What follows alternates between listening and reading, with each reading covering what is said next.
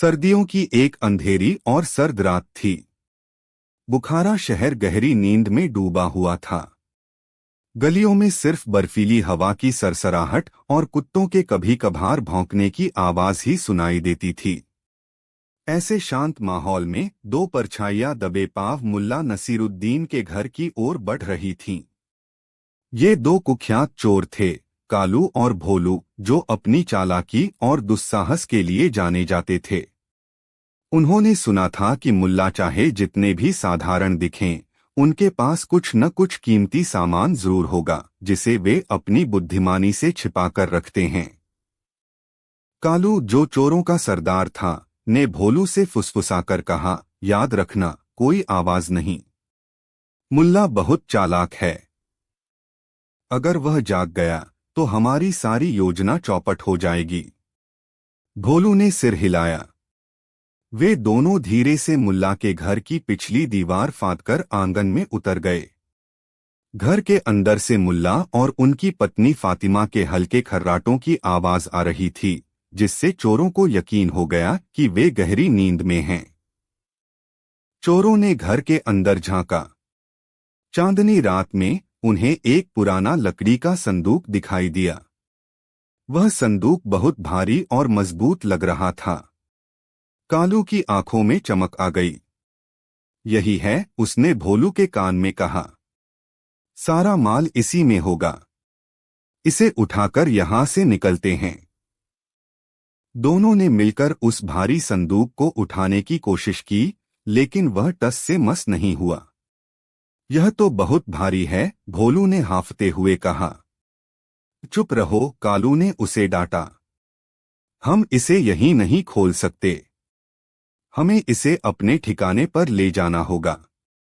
लेकिन वे यह नहीं जानते थे कि मुल्ला नसीरुद्दीन सो नहीं रहे थे।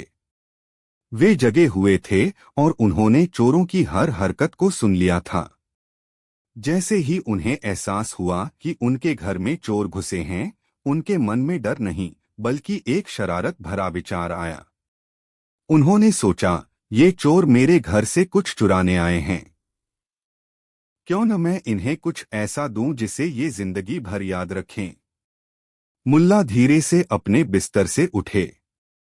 उन्होंने अपनी पत्नी फातिमा को जगाया और इशारे से चुप रहने को कहा।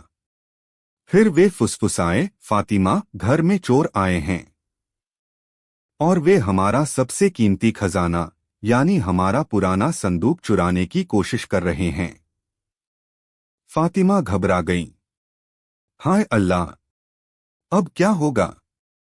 उस संदूक में तो हमारे पुराने कपड़े और रद्दी के सिवा कुछ भी नहीं है। मुल्ला मुस्कुराए। चुप रहो फातिमा। आज हम इन चोरों को दिखाएंगे कि असली खजाना क्या होता है। मुल्ला ने जानबूझकर जोर से करवट बदली और खांसने लगे, जैसे वे नींद में हों। फिर उन्होंने ऊंची आवाज में, जैसे अपनी पत्नी से बात कर रहे हों, कहना शुरू किया, अरे फातिमा, सुनो तो, आजकल चोरियां बहुत बढ़ गई हैं। मुझे तो डर है कि कहीं कोई चोर हमारे घर में न घुस आए। मैंने अपना सारा सोना चांदी और कीमती सामान उस भारी संदूक में छिपाकर रखा है। लेकिन मुझे लगता है कि वह जगह भी अब सुरक्षित नहीं है। बाहर आंगन में खड़े चोरों ने यह सुना तो उनके कान खड़े हो गए। कालू ने भोलू को कोहनी मारी। सुना, मैंने कहा था न, सारा माल इसी संदूक में है। अंदर मुल्ला अपनी कहानी जारी रखे हुए थे। मुझे लगता है फातिमा कि हमें अपना सारा खजाना उस पुराने कुएं में फेंक देना चाहिए जो आंगन में है। कुएं में न तो कोई चोर झांकेगा और न ही किसी को शक होगा। जब खतरा टल जाएगा तो हम उसे वापस निकाल लेंगे। फातिमा को पहले तो कुछ समझ नहीं आया, लेकिन फिर उन्होंने मुल्ला की आंखों में शरारत की चमक देखी और वह उनकी योजना समझ गईं। उन्होंने भी ऊंची आवाज में कहा, हाँ जनाब, आप बिल्कुल ठीक कह रहे हैं। यह सबसे सुरक्षित जगह होगी। यह सुनकर चोरों की खुशी का ठिकाना नहीं रहा। कालू ने भोलू से कहा, अरे वाह, यह तो सोने पर सुहागा हो गया। अब हमें यह भारी संदूक उठाने की भी जरूरत नहीं। मुल्ला खुद ही सारा खजाना कुएं में फेंक देगा और हम आराम से उसे निकालकर ले जाएंगे। दोनों चोर आंगन के अंधेरे कोने में कुएं के पास छिपकर बैठ गए और इंतजार करने लगे। थोड़ी देर बाद मुल्ला और फातिमा घर से बाहर निकले। वे दोनों मिलकर उस भारी संदूक को घसीटते हुए कुएं के पास लाए। मुल्ला ने जोर से कहा, लो, अब यह खजाना सुरक्षित रहेगा।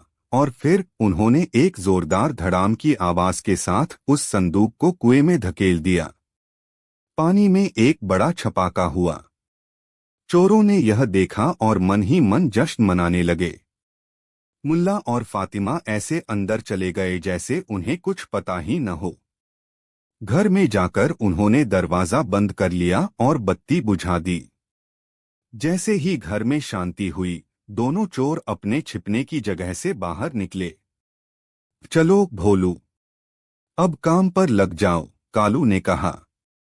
तुम पतले हो, तुम कुएं में उतरो और सारा सामान बाहर निकालो। मैं यहां नजर रखता हूं। कुआं बहुत गहरा नहीं था, लेकिन उसमें कमर तक ठंडा बर्फीला पानी था। भोलू ने कांपते हुए कुएं में उतरना शुरू किया। जैसे ही उसके पैर बर्फीले पानी में पड़े, उसकी चीख निकल गई। उफ, यह तो बहुत ठंडा है। चुप रहो बेवकूफ, कालू ने फुसफुसाकर कहा। सोने की गर्मी के आगे यह ठंड कुछ भी नहीं। जल्दी करो। भोलू कांपते कांपते कुएं में उतरा। उसने पानी के अंदर टटोलना शुरू किया। थोड़ी देर बाद उसे संदूक मिल गया। उसने किसी तरह संदूक का ढक्कन खोला और अंदर हाथ डाला। लेकिन उसके हाथ में सोना चांदी नहीं, बल्कि गीले भारी कपड़े और पुराने भीगे हुए कागज आए। सरदार, उसने हैरानी से कहा, इसमें तो सिर्फ गीले कपड़े हैं। ठीक से देखो, कालू ने गुस्से से कहा। जरूर सोना चांदी कपड़ों के नीचे होगा। भोलू ने फिर से हाथ डाला। उसने संदूक का कोना कोना छान मारा, लेकिन उसे पुराने बर्तनों, फटे पुराने जूतों और गीली रद्दी के अलावा कुछ नहीं मिला। इधर मुल्ला अपने घर की खिड़की से यह सारा तमाशा देख रहे थे। वे अपनी हंसी रोकने की कोशिश कर रहे थे। भोलू ठंड से बुरी तरह कांप रहा था। उसके दांत किटकिटा रहे थे। उसने कहा, सरदार, इसमें कुछ नहीं है। मुल्ला ने हमें धोखा दिया है। कालू को यकीन नहीं हुआ। नहीं, ऐसा नहीं हो सकता। जरूर खजाना पानी में गिर गया होगा। तुम एक काम करो, कुएं का सारा पानी बाहर निकालो। खजाना नीचे तल में ही होगा। यह एक बहुत ही मुश्किल काम था, लेकिन सोने के लालच में चोर कुछ भी करने को तैयार थे। उन्होंने कुएं से पानी निकालना शुरू कर दिया। एक बाल्टी भोलू भरता और कालू उसे खींचकर बाहर फेंकता। छपाक छपाक, पूरी रात वे दोनों मेहनत करते रहे। बाल्टी भर भर कर पानी निकालते रहे। धीरे धीरे कुएं का पानी कम होने लगा। उनकी मेहनत से मुल्ला के आंगन में लगे पौधों को मुफ्त में पानी मिल रहा था। मुल्ला ने खिड़की से देखा कि उनके सूखे हुए गुलाब के पौधों तक पानी पहुंच गया है। वे मन ही मन मुस्कुराए, चलो, इन चोरों की मेहनत से मेरे बगीचे का भी भला हो गया। सुबह होने वाली थी। आसमान का रंग बदलने लगा था। मुर्गों ने बाग देना शुरू कर दिया था। चोरों ने लगभग पूरा कुआं खाली कर दिया था, लेकिन उन्हें एक भी सोने का सिक्का नहीं मिला। वे बुरी तरह से थक चुके थे, ठंड से अकड़ गए थे और उनके हाथ पैर दर्द कर रहे थे। भोलू ने निराश होकर कहा, सरदार, अब मुझसे और नहीं होगा। यहां कुछ नहीं है। हम बुरी तरह से फंस गए। कालू को भी अब अपनी गलती का एहसास हो गया था। उसे समझ आ गया था कि मुल्ला ने उन्हें कैसे बेवकूफ बनाया है। गुस्से और थकान से उसका बुरा हाल था। तभी मुल्ला नसीरुद्दीन अपने घर से बाहर निकले। उनके हाथ में 2 गर्म चाय के प्याले थे। वे सीधे चोरों के पास गए और मुस्कुराते हुए कहा, भाइयों, तुम लोग तो बहुत थक गए होंगे। पूरी रात मेहनत की है। लो, थोड़ी गर्म चाय पी लो। ठंड में अच्छा लगेगा। चोर मुल्ला को देखकर हक्के बक्के रह गए। वे शर्म और डर के मारे कुछ बोल नहीं पाए। मुल्ला ने चाय के प्याले उनकी ओर बढ़ाए। ले लो, शर्माओ मत। आखिर तुम मेरे मेहमान हो और तुमने मेरे बगीचे को पानी देकर मेरी बहुत मदद की है। देखो, मेरे गुलाब के पौधे कितने खुश लग रहे हैं। मैं तो कई दिनों से सोच रहा था कि इन्हें पानी कैसे दूं। कालू और भोलू का सिर शर्म से झुक गया। उन्हें अपनी बेवकूफी पर इतना गुस्सा आ रहा था कि वे कुछ कह नहीं पा रहे थे। मुल्ला ने अपनी बात जारी रखी। वैसे एक बात कहूं, तुम लोग बहुत मेहनती हो। अगर तुम यही मेहनत किसी अच्छे काम में लगाओ तो तुम्हें चोरी करने की जरूरत ही नहीं पड़ेगी। तुम ईमानदारी से भी बहुत कुछ कमा सकते हो। उन्होंने एक पल रुककर कहा, तुम लोग खजाना ढूंढ रहे थे, है ना? असली खजाना सोने चांदी में नहीं होता, मेरे दोस्त। असली खजाना तो मेहनत और ईमानदारी में होता है। आज तुमने मेहनत तो की, लेकिन गलत जगह पर। उम्मीद है आज के बाद तुम अपनी मेहनत का सही इस्तेमाल करोगे। मुल्ला के शब्दों में कोई गुस्सा या नफरत नहीं थी। उनमें एक अजीब सी हमदर्दी और सच्चाई थी जिसने चोरों के दिल को छू लिया।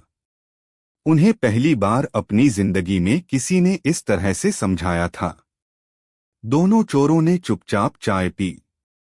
फिर वे मुल्ला के पैरों पर गिर पड़े। हमें माफ कर दो मुल्ला जी, कालू ने कहा। उसकी आंखों में आंसू थे। हम बहुत लालची और मूर्ख थे। आपने हमें आज जो सबक सिखाया है वह हम जिंदगी भर नहीं भूलेंगे। मुल्ला ने उन्हें उठाया और कहा, माफी मुझसे नहीं, उस ऊपर वाले से मांगो और खुद से वादा करो कि आज के बाद मेहनत का रास्ता अपनाओगे। उस दिन के बाद कालू और भोलू ने चोरी करना छोड़ दिया। वे दोनों मेहनत मजदूरी करके अपना गुजारा करने लगे और मुल्ला नसीरुद्दीन की यह कहानी पूरे शहर में मशहूर हो गई, जो यह सिखाती है कि सबसे बड़ा सबक सजा से नहीं बल्कि प्यार और बुद्धिमानी से सिखाया जा सकता है। मुल्ला ने न सिर्फ अपना घर बचाया बल्कि 2 गलत रास्ते पर चल रहे इंसानों को सही राह भी दिखा दी।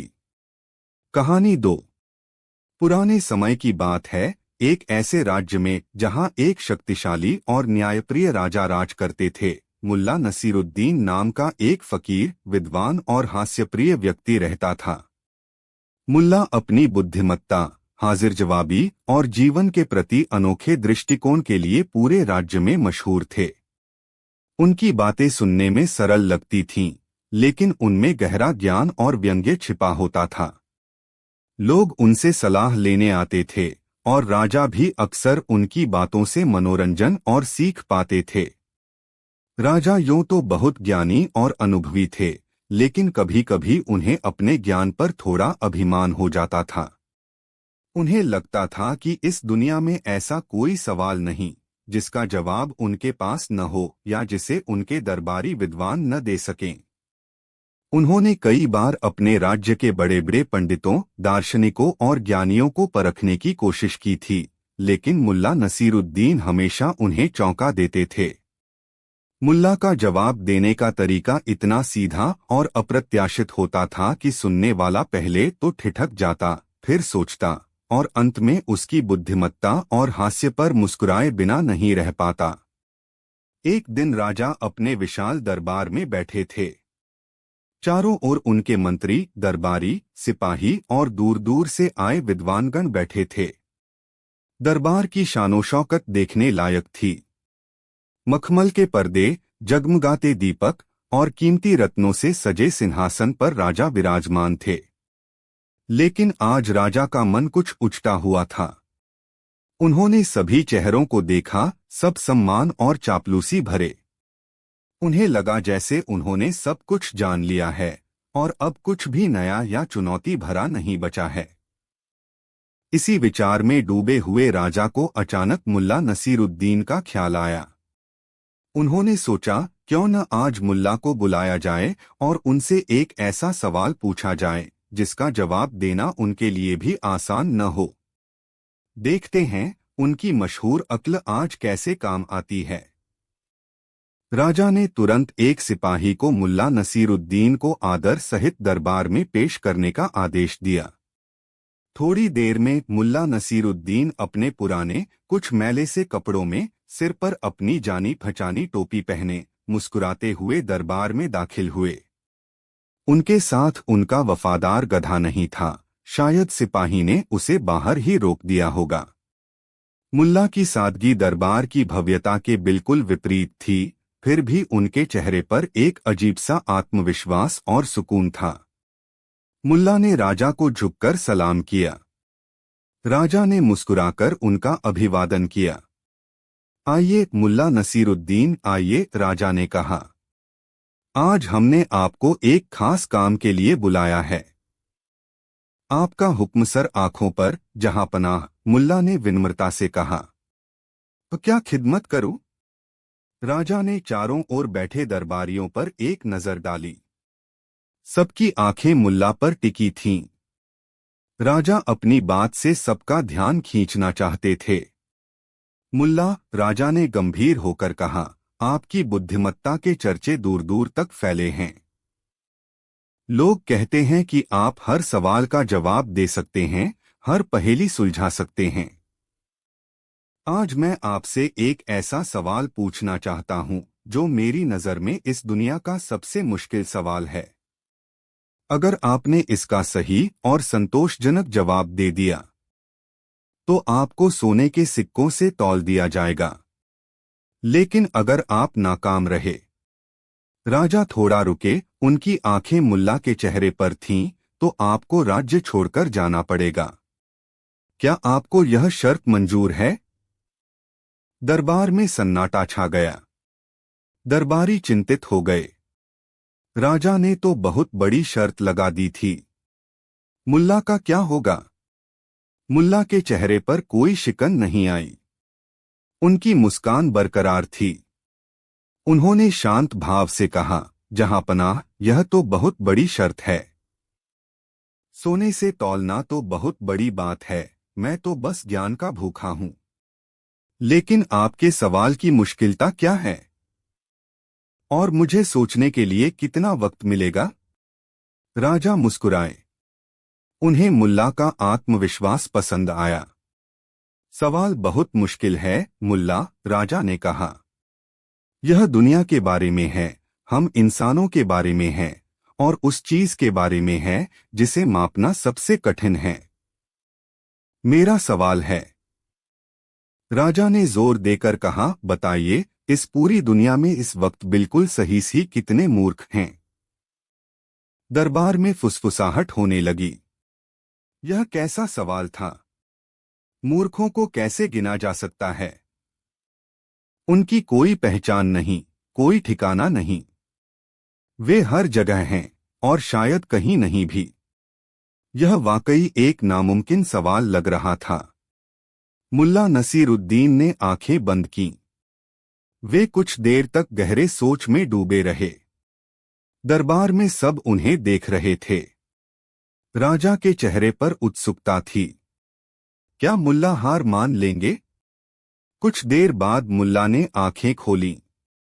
उनकी आंखों में हमेशा की तरह चमक थी। जहां पनाह, मुल्ला ने कहा, यह सवाल वाकई बहुत गहरा है। मूर्ख कौन है और कौन नहीं, यह तय करना ही सबसे बड़ी मुश्किल है। एक व्यक्ति जो आज मूर्खतापूर्ण काम कर रहा है, कल शायद वही बुद्धिमत्ता का प्रतीक बन जाए। और जिसे हम आज ज्ञानी समझ रहे हैं, हो सकता है वह किसी ऐसी मूर्खता में लिपटा हो जिसे हम देख ही न पा रहे हों। राजा ने इम्पेशेंटली हाथ हिलाया। मुल्ला, मुझे आपकी फिलॉसफी नहीं चाहिए। मुझे एक संख्या चाहिए। इस दुनिया में इस वक्त कितने मूर्ख हैं? क्या आप गिन सकते हैं या नहीं? मुल्ला ने सिर हिलाया। हाँ जहां पनाह, गिन सकता हूं, लेकिन इसमें थोड़ा समय लगेगा। यह कोई भेड़बकरियों की गिनती नहीं है। मुझे हर इंसान को देखना होगा, उसकी बातों को सुनना होगा, उसके कामों को समझना होगा और फिर तय करना होगा कि क्या वह इस गिनती में आता है या नहीं। और जैसा कि मैंने कहा, यह फैसला बहुत कठिन है। क्या आप मुझे कुछ दिन का समय देंगे? और मुझे इस काम के लिए राज्य में घूमने और लोगों से मिलने की इजाजत देंगे? राजा ने सोचा। मुल्ला ने चुनौती स्वीकार कर ली थी और उसका तर्क भी सही था। मूर्खों की गिनती आसान नहीं। राजा चाहते थे कि मुल्ला को हार का सामना करना पड़े, लेकिन वे यह भी देखना चाहते थे कि मुल्ला इस नामुमकिन काम को कैसे करेगा। ठीक है मुल्ला, राजा ने कहा, मैं तुम्हें 7 दिन का समय देता हूं। जाओ, पूरे राज्य में घूमो, लोगों से मिलो और 7वें दिन ठीक इसी वक्त दरबार में आकर मुझे सही सी संख्या बताना। याद रखना, संख्या बिल्कुल सही होनी चाहिए। जो हुक्म जहां पनाह, मुल्ला ने कहा और राजा को सलाम करके दरबार से चले गए। मुल्ला के जाने के बाद दरबार में कानाफूसी शुरू हो गई। क्या मुल्ला वाकई मूर्खों को गिन पाएगा? एक दरबारी ने फुसफुसाया। यह तो नामुमकिन है। वह जरूर कोई बहाना बनाएगा, दूसरे ने कहा। या शायद वह राजा को कोई ऐसा जवाब देगा जो सुनने में तो क्लेवर लगे, लेकिन असल में कुछ न हो, तीसरे ने राय दी। राजा मुस्कुराते हुए सबकी बातें सुन रहे थे। उन्हें यकीन नहीं था कि मुल्ला सफल होगा, लेकिन वे उत्सुक थे। अगले 7 दिन तक मुल्ला नसीरुद्दीन राज्य की गलियों, बाजारों, गांवों और शहरों में घूमे। लेकिन उन्होंने किसी किताब को नहीं पढ़ा, किसी विद्वान से सलाह नहीं ली। उनका तरीका बिल्कुल अलग था। मुल्ला बाजार गए। उन्होंने देखा कि एक व्यापारी एक टूटी हुई चीज को बहुत ऊंचे दाम पर बेच रहा था और लोग उसे खरीद रहे थे, यह सोचकर कि यह कोई अनोखी चीज है। मुल्ला ने मुस्कुराकर उस व्यापारी और खरीदने वालों को देखा और अपनी जेब में रखी छोटी डायरी में कुछ नोट किया। वे एक भीड़-भाड़ वाली जगह पर गए जहां 2 लोग एक मुर्गे के ऊपर लड़ रहे थे। एक कह रहा था कि मुर्गा उसका है क्योंकि उसने उसे पहले देखा था, और दूसरा कह रहा था कि यह उसका है क्योंकि मुर्गा उसकी जमीन के पास खड़ा था। मुल्ला ने थोड़ी देर उनकी बेवकूफ़ी भरी बहस सुनी और फिर अपनी डायरी में कुछ और नोट किया। वे नदी के किनारे गए। उन्होंने देखा कि एक आदमी तेज बहाव में एक नाव चला रहा था, जबकि थोड़ी दूरी पर एक शांत किनारा था जहां से आसानी से जाया जा सकता था। जब मुल्ला ने उससे पूछा, तो उसने कहा कि उसे मुश्किल रास्ता पसंद है। मुल्ला ने फिर नोट किया। एक गांव में मुल्ला ने देखा कि लोग एक ऐसे कुएं के पास खड़े थे जो सूख चुका था, और उसमें से पानी निकालने की बजाय वे इस बात पर बहस कर रहे थे कि कुआं क्यों सूखा, क्या किसी ने उसे शाप दिया है या बारिश कम हुई है। कोई भी पास के दूसरे कुएं से पानी लाने के बारे में नहीं सोच रहा था। मुल्ला ने फिर नोट किया। मुल्ला ने ऐसे लोग भी देखे जो अपना सारा पैसा जमीन में गाड़ रहे थे, यह सोचकर कि इससे वह बढ़ेगा, जबकि वे निवेश करके उसे बढ़ा सकते थे। उन्होंने ऐसे लोग भी देखे जो सिर्फ दिखावे के लिए बड़े बड़े कपड़े पहनते थे, जबकि खाने के लिए उनके पास कुछ नहीं था। उन्होंने ऐसे लोग भी देखे जो दूसरों की बातों पर आंख मूंदकर विश्वास कर लेते थे, चाहे वह कितनी भी बेतुकी क्यों न हो। उन्होंने ऐसे लोग भी देखे जो अपना काम छोड़कर दूसरों के काम में दखल देते थे और सलाह देते थे, जबकि उनकी अपनी जिंदगी अव्यवस्था में थी। उन्होंने ऐसे लोग भी देखे जो सिर्फ भविष्य की चिंता में घुलते रहते थे और अपने वर्तमान का आनंद नहीं लेते थे। उन्होंने ऐसे लोग भी देखे जो बीती बातों का रोना रोते रहते थे और आगे बढ़ने की नहीं सोचते थे। मुल्ला हर जगह गए। वे अमीर के घर गए, गरीब की झोपड़ी में गए, विद्वानों की सभा में गए और अनपढ़ों की बस्ती में गए।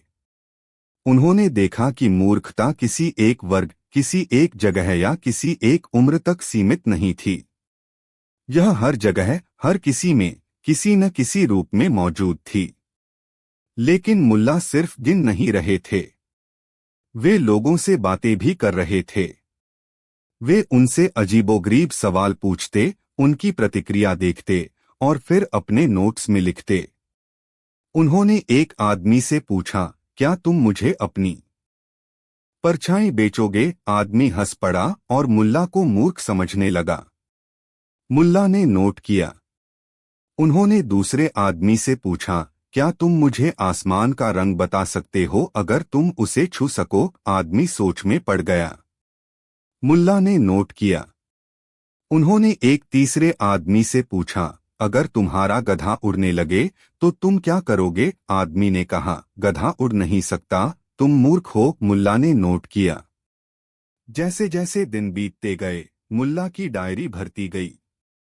लेकिन क्या वह सचमुच मूर्खों की गिनती कर रहे थे या कुछ और ही कर रहे थे? लोगों ने उन्हें अजीब हरकतें करते देखा।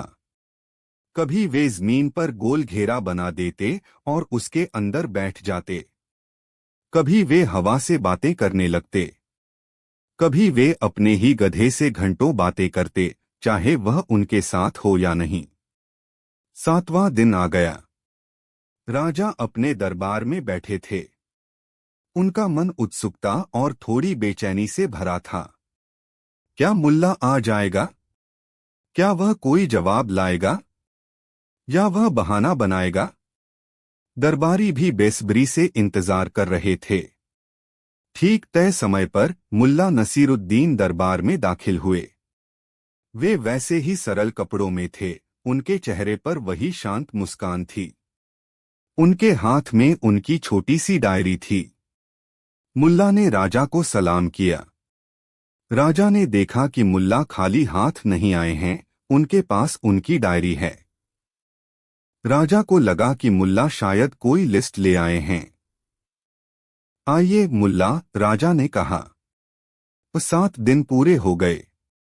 क्या आप मुझे दुनिया में मौजूद मूर्खों की सही सी संख्या बता सकते हैं?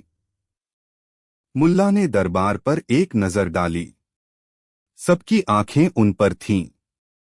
दरबार में फिर सन्नाटा छा गया। हाँ जहांपनाह, मुल्ला ने शांत स्वर में कहा, मैंने गिनती कर ली है। दरबारी हैरान रह गए। मुल्ला ने सचमुच गिनती कर ली थी। यह कैसे संभव था? तो बताइए मुल्ला, राजा ने उत्सुकता से पूछा। कितने मूर्ख हैं इस दुनिया में? मुल्ला ने अपनी डायरी खोली। उन्होंने कुछ पन्ने पलटे। सब सांस रोककर इंतजार कर रहे थे। जहांपनाह, मुल्ला ने कहा, इस वक्त इस पूरी दुनिया में ठीक 28 मूर्ख हैं। पूरा दरबार ठहाकों से गूंज उठा। राजा भी अपनी हंसी नहीं रोक पाए। 28, सिर्फ 28? यह क्या मजाक था? राजा जब हंसी से जरा रुके तो उन्होंने कहा, 28? मुल्ला, तुम होश में तो हो? इस दुनिया में तो लाखों, करोड़ों, अरबों लोग हैं और तुम कहते हो सिर्फ 28 मूर्ख हैं? यह संख्या तो मेरे दरबार में बैठे लोगों से भी कम है। मुल्ला ने सिर हिलाया। उनकी मुस्कान और गहरी हो गई। जहांपनाह, मुल्ला ने कहा, यह संख्या बिल्कुल सही है। कैसे सही है? राजा ने चुनौती दी। साबित करो। अवश्य जहांपनाह, मुल्ला ने कहा। मैंने इन 7 दिनों में बहुत मेहनत की है। मैंने गांव-गांव, शहर-शहर, बाजार-बाजार जाकर मूर्खों को ढूंढा है। और सिर्फ 28 मिले। राजा ने अविश्वास से पूछा। जी नहीं जहांपनाह, मुल्ला ने कहा। मुझे तो बहुत सारे लोग मिले जो मूर्खतापूर्ण काम कर रहे थे या मूर्खतापूर्ण बातें कर रहे थे। मैंने उन्हें देखा, उनकी बातें सुनी, उनके काम नोट किए। लेकिन फिर मैंने सोचा। मुल्ला रुके। सबकी उत्सुकता चरम पर थी। मैंने सोचा कि क्या यह संभव है कि ये लोग हमेशा मूर्ख ही रहें? क्या यह संभव नहीं कि आज जो मूर्खता लग रही है, कल को वही किसी बड़े काम का हिस्सा बन जाए? या हो सकता है कि जिस काम को मैं मूर्खता समझ रहा हूं, वह उनके लिए बुद्धिमानी हो। या हो सकता है कि वे किसी वजह से टेम्पररीली मूर्खता कर रहे हों और बाद में सुधर जाएं। राजा और दरबारी ध्यान से सुन रहे थे। मुल्ला की बात में दम था। मूर्खता को परिभाषित करना और मापना वाकई मुश्किल था। तो फिर यह 28 की संख्या कहाँ से आई? राजा ने पूछा। मुल्ला ने अपनी डायरी पकड़ी। जहांपनाह, मैंने अपनी डायरी में उन लोगों के नाम लिखे हैं जो मुझे इतने पक्के और इतने लगातार मूर्ख लगे कि मुझे यकीन है कि वे शायद ही कभी अपनी मूर्खता से बाहर निकल पाएंगे। ये वो लोग हैं जिनकी मूर्खता उनके स्वभाव का हिस्सा बन चुकी है, जिन्हें समझाने की कोई उम्मीद नहीं है और जो अपनी मूर्खता पर गर्व भी करते हैं। मुल्ला ने डायरी खोली और कुछ नाम पढ़े। ये नाम उन लोगों के थे जिनसे वे पिछले 7 दिनों में मिले थे और जिनके काम सचमुच बेतुके थे। वो व्यापारी जो टूटा सामान बेच रहा था, वो 2 लोग जो मुर्गे पर लड़ रहे थे, वो आदमी जो तेज बहाव में नाव चला रहा था, वो लोग जो सूखे कुएं पर बहस कर रहे थे, वगैरह। मुल्ला ने हर नाम के साथ उनके मूर्खतापूर्ण काम का छोटा सा विवरण दिया। मुल्ला ने 28वें नाम तक पढ़ा। यह हैं वे 28। जहांपनाह, मुल्ला ने डायरी बंद करते हुए कहा। राजा ने सिर हिलाया। मुल्ला का तर्क अजीब था, लेकिन कहीं न कहीं उसमें सच्चाई भी थी। जो मूर्खता है या जिसे सुधारा जा सकता है, उसे स्थायी मूर्खता में कैसे गिना जाए? मुल्ला ने सिर्फ उन लोगों को गिना था जिनकी मूर्खता उन्हें स्थायी और अपरिवर्तनीय लगी। लेकिन राजा पूरी तरह संतुष्ट नहीं थे। फिर भी मुल्ला, उन्होंने कहा, यह संख्या बहुत कम है। मुझे यकीन है कि दुनिया में ऐसे 28 से कहीं ज्यादा लोग होंगे जिनकी मूर्खता स्थायी हो। मुल्ला ने मुस्कुराते हुए राजा की ओर देखा। जहांपनाह, मुल्ला ने कहा, अगर आपको लगता है कि यह संख्या कम है और आपको यकीन है कि दुनिया में और भी बहुत सारे लोग हैं जो स्थायी रूप से मूर्ख हैं, तो इसका सीधा मतलब है कि आप इस विषय पर मुझसे ज्यादा जानते हैं। राजा ने ध्यान से सुना और मुल्ला ने अपनी बात जारी रखी। उनकी आवाज थोड़ी धीमी और अर्थपूर्ण हो गई। अगर आप इस गिनती से संतुष्ट नहीं हैं, तो आपको इसे खुद करना पड़ेगा। आपको मेरी तरह गांव-गांव, शहर-शहर घूमना पड़ेगा, लोगों को देखना पड़ेगा, उनके काम समझने पड़ेंगे और तय करना पड़ेगा कि कौन स्थायी रूप से मूर्ख है और कौन नहीं। राजा मुस्कुराए। मुल्ला की बात का मतलब उन्हें समझ आ रहा था। और जहांपनाह, मुल्ला ने अपनी बात पूरी करते हुए कहा, अगर आप ऐसा करने का फैसला करते हैं, अगर आप इस नामुमकिन काम में अपना समय और ऊर्जा लगाते हैं, इस उम्मीद में कि आप दुनिया के सभी स्थायी मूर्खों की सही सी संख्या जान लेंगे। मुल्ला रुके। उन्होंने राजा की आंखों में देखा। तो आप इस 28 की गिनती में 29वें नंबर पर आ जाएंगे। दरबार में पहले सन्नाटा छाया, फिर धीरे धीरे फुसफुसाहट शुरू हुई और अंत में राजा के चेहरे पर एक बड़ी मुस्कान फैल गई। मुल्ला ने कहा था कि अगर राजा खुद मूर्खों को गिनने निकलेंगे तो वे खुद उस गिनती में शामिल हो जाएंगे। क्यों? क्योंकि मूर्खों को गिनने का काम ही अपने आप में एक मूर्खतापूर्ण काम है। यह जानने की कोशिश करना कि दुनिया में कितने मूर्ख हैं, यह मानने जैसा है कि आप इतने बुद्धिमान हैं कि हर किसी की मूर्खता को पहचान सकें, माप सकें और एक निश्चित संख्या दे सकें। यह एक तरह का अहंकार है, एक असंभव प्रयास है जो किसी भी बुद्धिमान व्यक्ति को नहीं करना चाहिए। इस गिनती में शामिल होना ही मूर्खता है। राजा ने जोर का ठहाका लगाया।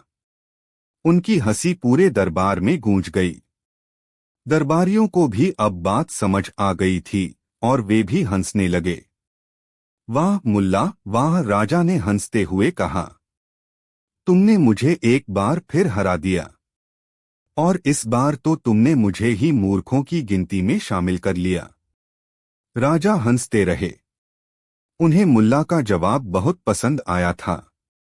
यह सिर्फ एक जवाब नहीं था, यह एक पूरा जीवन दर्शन था। यह बताता था कि कुछ सवालों के जवाब संख्या में नहीं होते। यह बताता था कि मूर्खता को मापना असंभव है, क्योंकि यह अक्सर देखने वाले की आंखों में होती है।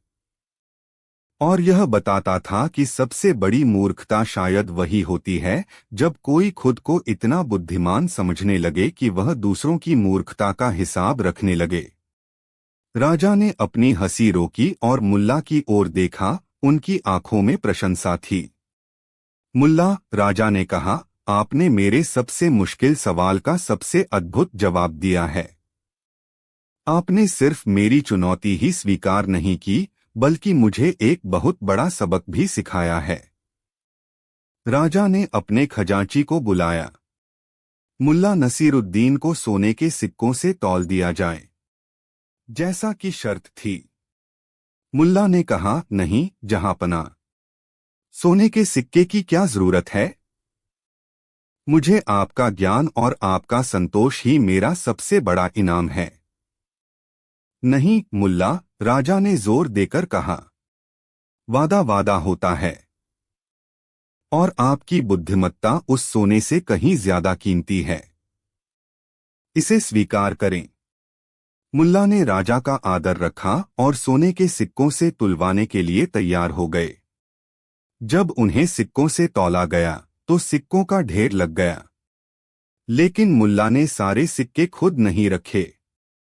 उन्होंने उसमें से थोड़ा सा हिस्सा अपने लिए रखा, ताकि उनका और उनके परिवार का गुजर-बसर हो सके।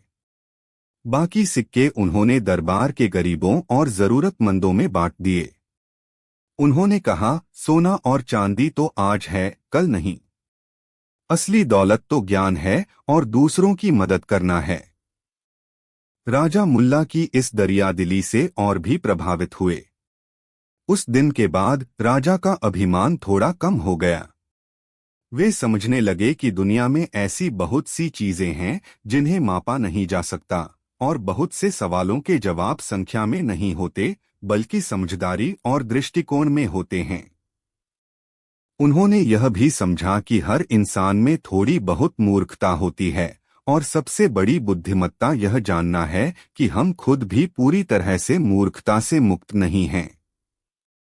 मुल्ला नसीरुद्दीन ने अपने उस अनोखे जवाब से न सिर्फ राजा के सबसे मुश्किल सवाल का जवाब दिया, बल्कि उन्हें और पूरे दरबार को एक गहरा जीवन का सबक भी सिखाया। उनकी कहानी राज्य भर में फैल गई और लोग उनकी बुद्धिमत्ता और हास्य की और भी ज्यादा प्रशंसा करने लगे। और राजा जब भी उन्हें लगता कि उन्हें सब कुछ पता है, मुल्ला के उस दिन के जवाब को याद करते और विनम्र हो जाते। दुनिया में मूर्खों की सही संख्या आज भी किसी को नहीं पता, लेकिन मुल्ला नसीरुद्दीन ने यह जरूर बता दिया कि जो इसे गिनने की कोशिश करेगा, वह खुद उस गिनती का हिस्सा बन जाएगा। कहानी 3। बुखारा शहर अपनी भव्यता और समृद्धि के लिए दूर दूर तक मशहूर था। यहाँ के बाजारों में दुनिया भर के व्यापारी आते थे और यहाँ के निवासियों में एक अजीब सी होड़ लगी रहती थी, एक दूसरे से ज्यादा अमीर, ज्यादा ज्ञानी और ज्यादा प्रभावशाली दिखने की होड़। लोगों की कीमत उनके चरित्र या ज्ञान से नहीं, बल्कि उनके कपड़ों, उनके घरों और उनकी दावतों की शान शौकत से आंकी जाती थी। यह एक ऐसी दुनिया थी जहां हर चीज दिखावे के लिए थी। सच्ची हंसी की जगह बनावटी मुस्कानें थीं और सच्चे रिश्तों की जगह मतलब की दोस्ती थी। इसी दिखावे की दुनिया में एक व्यक्ति ऐसा भी था जो इस सबसे बिल्कुल अलग था, मुल्ला नसीरुद्दीन। मुल्ला सादगी की जीती जागती मिसाल थे। वे अक्सर फटे पुराने कपड़े पहने अपने प्यारे गधे पर सवार शहर की गलियों में घूमते रहते। उनकी बातों में हास्य होता था, लेकिन उस हास्य के पीछे समाज की खोखली मान्यताओं पर एक गहरा कटाक्ष छिपा होता था। वे लोगों के अहंकार और दिखावे के बुलबुले को अपनी बुद्धिमानी की सुई से फोड़ने में माहिर थे। इस कहानी का केंद्र है शहर का सबसे अमीर व्यापारी सेठ हीराचंद। हीराचंद का नाम तो हीरा था, लेकिन उसका दिल पत्थर का था। उसे अपनी दौलत पर बेइंतहा घमंड था। उसका मानना था कि पैसे से दुनिया की हर चीज खरीदी जा सकती है, इज्जत, शोहरत और यहाँ तक कि ज्ञान भी। वह अक्सर अपने महल जैसे घर में बड़ी बड़ी दावतें देता था, जिसमें शहर के सभी प्रभावशाली लोगों को बुलाया जाता था। इन दावतों का मकसद मेहमानवाजी नहीं, बल्कि अपनी दौलत का भौंडा प्रदर्शन करना होता था। एक दिन सेठ हीराचंद ने अपने बेटे की सालगिरह पर एक ऐसी दावत का आयोजन किया, जैसी बुखारा ने पहले कभी नहीं देखी थी। उसने दूर दूर के देशों से बावर्ची बुलवाए, अपने महल को सोने और चांदी के पर्दों से सजाया और मेहमानों के मनोरंजन के लिए सबसे प्रसिद्ध संगीतकारों और नर्तकियों को बुलाया। उसने शहर के हर बड़े आदमी को निमंत्रण भेजा, लेकिन जानबूझकर मुल्ला नसीरुद्दीन को नहीं बुलाया। वह मानता था कि मुल्ला जैसा फटेहाल आदमी उसकी शाही दावत की शान में एक धब्बे जैसा होगा। यह बात मुल्ला तक भी पहुंची, लेकिन उन्होंने इस पर कोई ध्यान नहीं दिया। वे जानते थे कि हीराचंद जैसे लोगों की दुनिया में उनके जैसे साधारण व्यक्ति के लिए कोई जगह नहीं है। दावत वाली रात सेठ हीराचंद का महल रोशनी से जगमगा रहा था। मेहमान एक से बढ़कर एक कीमती पोशाकों में इत्र की खुशबू बिखेरते हुए आ रहे थे। हर तरफ चापलूसी और बनावटी तारीफों का माहौल था। वाह सेठ जी, क्या शानदार इंतजाम है, कोई कहता। आपकी शान का कोई मुकाबला नहीं, दूसरा कहता। सेठ हीराचंद इन तारीफों को सुनकर फूला नहीं समा रहा था। दावत अपने चरम पर थी, तभी अचानक महल के दरवाजे पर एक अजीब सा शोर सुनाई दिया। दरबानों ने एक व्यक्ति को रोकने की कोशिश की, जो जबरदस्ती अंदर आने की कोशिश कर रहा था। यह व्यक्ति कोई और नहीं बल्कि मुल्ला नसीरुद्दीन थे, लेकिन एक ऐसे रूप में जिसे कोई पहचान नहीं पा रहा था।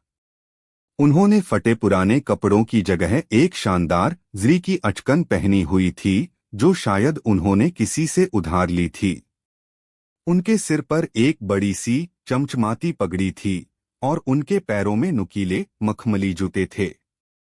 लेकिन इस शाही पोशाक के बावजूद उनकी एक हरकत बहुत अजीब थी। उन्होंने अपने गले में एक बड़ी सी बासी रोटी की माला पहन रखी थी। वह रोटी सूखी और सख्त हो चुकी थी और देखने में बहुत भद्दी लग रही थी। सेठ हीराचंद ने जब यह देखा तो उसका खून खौल उठा। यह कौन है? और इसके गले में यह गंदी रोटी क्या कर रही है? निकालो इसे यहां से। यह मेरी दावत का अपमान कर रहा है। दरबान मुल्ला को पकड़ने के लिए आगे बढ़े, लेकिन मुल्ला ने जोर से आवाज लगाई, ठहरो। मैं कोई अजनबी नहीं हूं। मैं इस शहर का ही एक वासी हूं और मैं यहां कुछ बेचने आया हूं। बेचने? सेठ हीराचंद ने घृणा से कहा। यह दावत है, कोई बाजार नहीं। और तुम यहां क्या बेचोगे? अपनी यह बासी रोटी? मुल्ला ने मुस्कुराते हुए कहा, नहीं सेठ जी, मैं रोटी नहीं बेच रहा। मैं एक बहुत ही कीमती और नायाब चीज बेच रहा हूं। मैं ईमानदारी बेच रहा हूं। यह सुनते ही पूरे हॉल में एक सन्नाटा छा गया। मेहमान एक दूसरे का मुंह देखने लगे। ईमानदारी? यह कैसी बेचने की चीज है? मुल्ला ने अपनी बात जारी रखी। हाँ, ईमानदारी, एक ऐसी चीज जो इस शहर में अब कहीं नहीं मिलती। मैंने सुना है कि आपकी दावत में बड़े बड़े ज्ञानी और समझदार लोग आए हैं। मैं बस यह देखना चाहता था कि क्या यहाँ कोई ऐसा है जो मेरी इस ईमानदारी की सही कीमत लगा सके। सेठ हीराचंद को लगा कि मुल्ला उसका मजाक उड़ा रहे हैं। उसने व्यंग्य से कहा, अच्छा, तो बताओ क्या कीमत है तुम्हारी इस ईमानदारी की? 2 कौड़ी। मुल्ला ने शांति से जवाब दिया, सेठ जी, इसकी कीमत पैसे से नहीं लगाई जा सकती। इसकी कीमत तो केवल वही चुका सकता है जिसके पास सच्ची समझ हो। चलिए एक खेल खेलते हैं। मैं आप सब मेहमानों के सामने 3 सवाल रखूंगा। जो भी इन तीनों सवालों का सबसे ईमानदार जवाब देगा, मैं मान लूंगा कि उसने मेरी ईमानदारी खरीद ली। मेहमानों को यह खेल दिलचस्प लगा। उन्हें लगा कि यह उनके ज्ञान और बुद्धिमत्ता का प्रदर्शन करने का एक अच्छा मौका है। सेठ हीराचंद भी तैयार हो गया। उसे यकीन था कि वह मुल्ला को उसकी ही चाल में मात दे देगा। मुल्ला हॉल के बीचों बीच खड़े हो गए। उन्होंने पहला सवाल पूछा, आप सब यहाँ इस दावत में क्यों आए हैं? यह एक बहुत ही सीधा सादा सवाल था। एक मेहमान जो एक कवि था, तुरंत खड़ा हुआ और काव्यात्मक अंदाज में बोला, हम यहाँ सेठ जी के प्रति अपना प्रेम और सम्मान प्रकट करने आए हैं। उनका स्नेह हमें यहाँ खींच लाया है। दूसरा मेहमान जो एक सरकारी अधिकारी था ने कहा, हम यहाँ सामाजिक कर्तव्यों का निर्वहन करने आए हैं। सेठ जी शहर के एक प्रतिष्ठित नागरिक हैं और उनके खुशी के मौके पर शामिल होना हमारा फर्ज है। हर कोई ऐसे ही बनावटी और मीठे जवाब दे रहा था। सेठ हीराचंद यह सुनकर बहुत खुश हो रहा था। जब सबकी बारी खत्म हो गई तो मुल्ला ने कहा, ये सब बहुत अच्छे जवाब हैं, लेकिन क्या ये ईमानदार जवाब हैं? उन्होंने एक पल रुककर कहा, क्या कोई है जो सच बोल सके? क्या कोई यह मानेगा कि आप में से ज्यादातर लोग यहाँ सिर्फ इसलिए आए हैं क्योंकि सेठ हीराचंद अमीर और प्रभावशाली हैं? आप उनसे अपने काम निकलवाना चाहते हैं या आप बस मुफ्त का स्वादिष्ट भोजन करने आए हैं? या शायद आप सिर्फ यह देखने आए हैं कि दूसरों ने क्या पहना है ताकि आप उनसे बेहतर दिख सकें? मुल्ला के इन शब्दों ने जैसे एक बम फोड़ दिया हो। हॉल में एक अजीब सी खामोशी छा गई। हर किसी का चेहरा उतर गया क्योंकि मुल्ला ने उनके दिलों में छिपी सच्चाई को सबके सामने लाकर रख दिया था। अब मुल्ला ने दूसरा सवाल पूछा और इस बार उन्होंने एक बड़ी सी सोने की थाली उठाई जिसमें तरह तरह के स्वादिष्ट पकवान रखे थे। यह भोजन कैसा है? फिर से तारीफों की झड़ी लग गई। अद्भुत! ऐसा स्वादिष्ट भोजन हमने कभी नहीं खाया, एक ने कहा। बावर्ची के हाथों में तो जादू है, दूसरे ने कहा।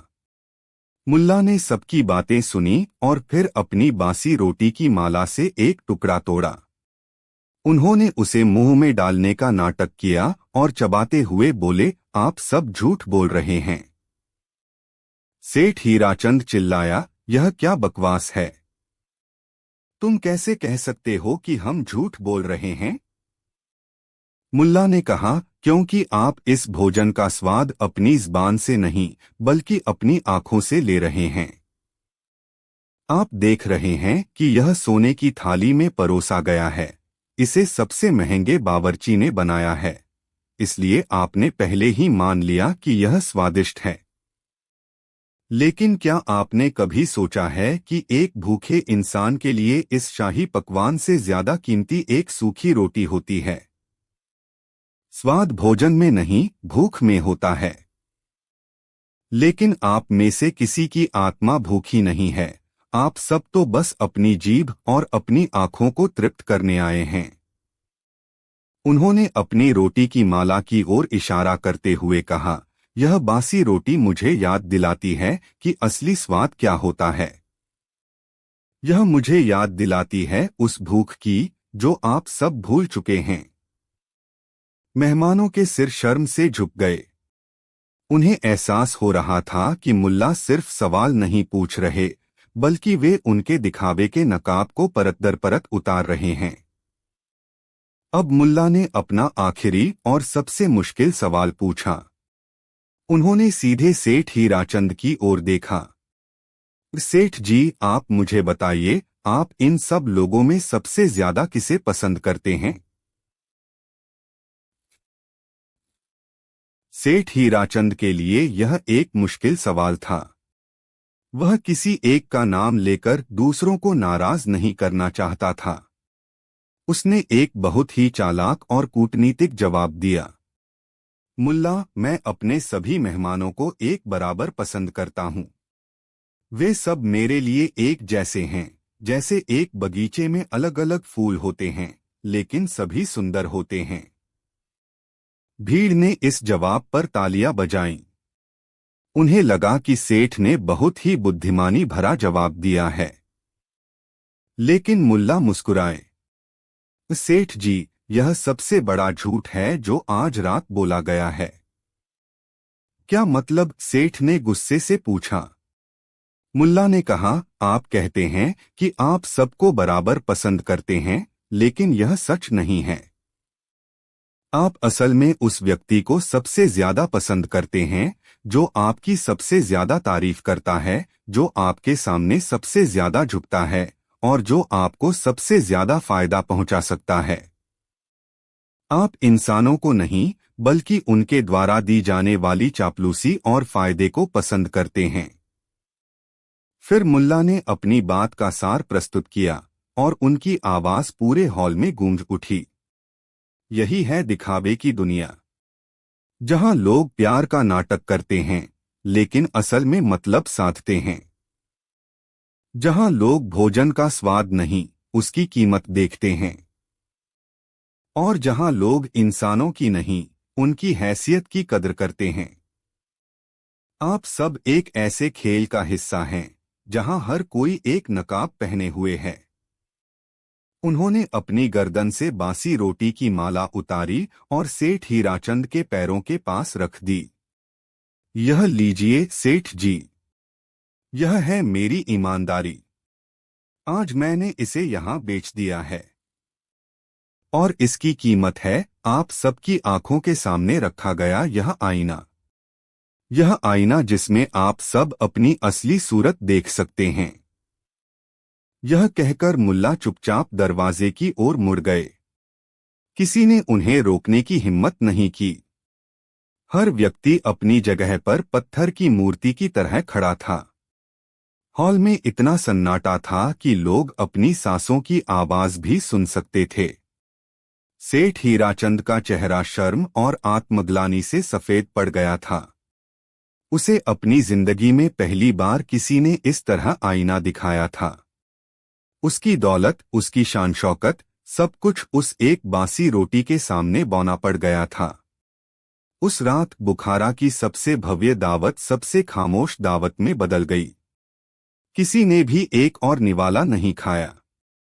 मेहमान चुपचाप एक एक करके वहां से चले गए, लेकिन वे अपने साथ सिर्फ अपने शरीर नहीं, बल्कि एक भारी बोझ भी ले जा रहे थे, अपनी सच्चाई का बोझ। मुल्ला नसीरुद्दीन ने उस दिन यह साबित कर दिया था कि दिखावे की दुनिया कितनी भी चमकदार क्यों न हो, सच्चाई की एक छोटी सी चिंगारी भी उसके सारे पर्दों को जलाकर राख कर सकती है। और उन्होंने यह भी सिखाया कि असली मूल्य सोने चांदी में नहीं, बल्कि उस ईमानदारी में है जो आजकल बासी रोटी की तरह ही दुर्लभ हो गई है। कहानी 4। सुबह का सूरज अभी अभी पहाड़ों के पीछे से झांक रहा था और उसकी सुनहरी किरणें मुल्ला नसीरुद्दीन के छोटे से गांव की धूल भरी गलियों को रोशन कर रही थीं। हवा में ताजी मिट्टी और पास की बेकरी से आती गर्म रोटियों की मीठी महक घुली हुई थी। ज्यादातर लोग अपने अपने कामों में लग चुके थे, लेकिन मुल्ला नसीरुद्दीन अपने घर के बाहर एक पुरानी लकड़ी की बेंच पर बैठे, अपनी आंखें बंद किए, ऐसे ध्यान में लीन थे मानो दुनिया के सारे रहस्यों को सुलझाने में लगे हों। उनकी पत्नी फातिमा, जो हमेशा की तरह घर के कामों में व्यस्त थीं, ने बाहर आकर देखा। जनाब, उन्होंने थोड़ी झुंझलाहट भरी आवाज में कहा, आप यहाँ सूरज की गर्मी में बैठे क्या कर रहे हैं? घर में 100 काम पड़े हैं और आपको दुनिया की कोई फिक्र ही नहीं। मुल्ला ने धीरे से अपनी एक आंख खोली। फातिमा, मैं एक बहुत ही जरूरी काम कर रहा हूँ। मैं सोच रहा हूँ कि जब एक चींटी चलती है तो क्या उसे पता होता है कि वह कहाँ जा रही है, या वह बस अपने पैरों को आगे बढ़ाती रहती है? फातिमा ने सिर पकड़ लिया। हाय अल्लाह, आपकी इन अजीब बातों का कोई अंत नहीं। कभी चींटी, कभी गधा, कभी आसमान का चांद। जाइए, बाजार से थोड़ा नमक और तेल ले आइए, घर में खत्म हो गया है। मुल्ला उठने ही वाले थे कि उनके पड़ोसी करीम शेख अपने घर से बाहर निकले। करीम शेख गांव के थोड़े अमीर और अभिमानी लोगों में से एक थे। उन्हें अपनी चीजों पर, खासकर अपनी मोटी ताजी सफेद गाय पर बहुत घमंड था, जिसे वह सुल्ताना कहकर बुलाते थे। सुल्ताना सचमुच एक शानदार जानवर थी, ऊंची, स्वस्थ और उसकी आंखें बड़ी बड़ी और शांत थीं। करीम ने मुल्ला को देखा और एक बनावटी मुस्कान के साथ उनके पास आए। सलाम मुल्ला साहब, आज सुबह सुबह बड़े गहरे सोच में डूबे हैं। मुल्ला ने मुस्कुराकर कहा, वालेकुम सलाम करीम भाई। सोच रहा था कि इस दुनिया में हर कोई किसी न किसी चीज को चला रहा है, या हर कोई किसी न किसी चीज से चल रहा है। करीम को यह दार्शनिक बात समझ नहीं आई। उन्होंने इसे मुल्ला की एक और सनक समझकर नजरअंदाज कर दिया। खैर मुल्ला साहब, मुझे आपसे एक मदद चाहिए थी। आज शहर के बाजार में जानवरों की एक बड़ी मंडी लगी है। मुझे अपनी सुल्ताना को वहां ले जाकर एक अच्छे खरीदार को दिखाना है। लेकिन मुझे एक जरूरी काम से शहर के हाकिम से मिलने जाना है। क्या आप मेरी सुल्ताना को बाजार तक पहुंचा देंगे? आप तो वैसे भी दिन भर खाली ही रहते हैं। करीम के लहजे में मदद मांगने से ज्यादा एक हुक्म का भाव था, और खाली ही रहते हैं वाली बात मुल्ला को चुभ गई। लेकिन मुल्ला के चेहरे पर कोई शिकन नहीं आई। उन्होंने शांति से कहा, जरूर करीम भाई, यह तो मेरे लिए खुशी की बात होगी। आपकी सुल्ताना तो वैसे भी बहुत शांत और समझदार है। करीम का चेहरा खिल गया। हाँ हाँ बिल्कुल, लेकिन फिर भी थोड़ा ध्यान रखना। इसकी रस्सी को कसकर पकड़ना, यह बहुत कीमती है। और रास्ते में इसे कहीं रुकने मत देना, वरना यह घासफूस खाने लगेगी। करीम ने गाय की मोटी रस्सी मुल्ला के हाथ में थमाई, जैसे कोई राजा अपनी प्रजा को एक महत्वपूर्ण जिम्मेदारी सौंप रहा हो। मुल्ला ने रस्सी पकड़ ली। सुल्ताना ने अपनी बड़ी बड़ी आंखों से मुल्ला को देखा, जैसे पूछ रही हो कि यह नया आदमी उसे कहाँ ले जाएगा। जैसे ही करीम अपनी दिशा में गए, मुल्ला ने सुल्ताना की पीठ थपथपाई। चलो सुल्ताना, आज देखते हैं कि कौन किसे बाजार तक ले जाता है। मुल्ला ने यात्रा शुरू की। शुरू में सब कुछ शांत था। सुल्ताना धीरे धीरे चल रही थी और मुल्ला रस्सी पकड़े उसके साथ साथ चल रहे थे। मुल्ला का दिमाग फिर से अपनी दार्शनिक उड़ानों में खो गया। उन्होंने सोचा, यह रस्सी क्या है? यह सिर्फ एक धागा है, लेकिन यह मेरे और इस गाय के बीच एक रिश्ता बना रही है। मैं सोच रहा हूं कि मैं इसे नियंत्रित कर रहा हूं, और शायद यह सोच रही है कि यह मुझे अपने पीछे खींच रही है। सच क्या है? इसी सोच में डूबे मुल्ला को एक विचार आया। मेरे हाथ इस रस्सी को पकड़ने में व्यस्त हैं।